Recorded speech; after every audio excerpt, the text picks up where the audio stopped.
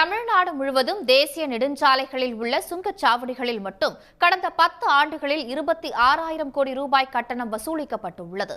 இந்த நிலையில் தமிழ்நாட்டில் உள்ள சுங்கச்சாவடிகளின் எண்ணிக்கை 90ஆக உயர்த்த ஒன்றிய அரசு திட்டமிட்டு இருப்பது வாகன ஓட்டிகளை அதிர்ச்சியடைய வைத்துள்ளது.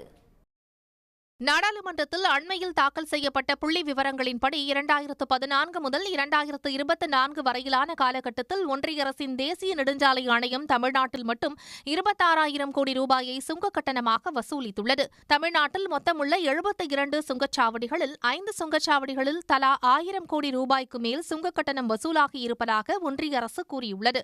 அதிகபட்சமாக மதுரை தொப்பூர் சுங்கச்சாவடியில் மட்டும் 1,945 கோடி ரூபாய் வசூலிக்கப்பட்டுள்ளது.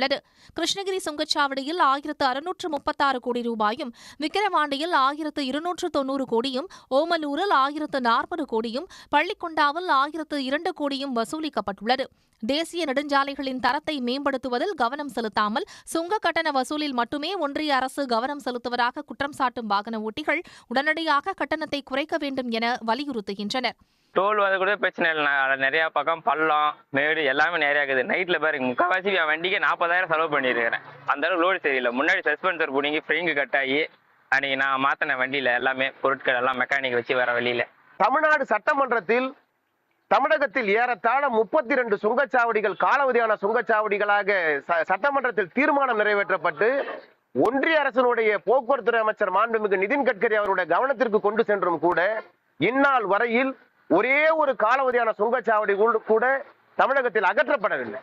கட்டண வசூல் மட்டுமின்றி தமிழ்நாட்டின் சுங்கச்சாவடிகளின் எண்ணிக்கையை 72 இருந்து 90ஆக உயர்த்த தேசிய நெடுஞ்சாலை ஆணையம் முடிவு செய்திருப்பதும் வாகன ஓட்டிகளிடம் அதிர்ச்சியை ஏற்படுத்தியுள்ளது.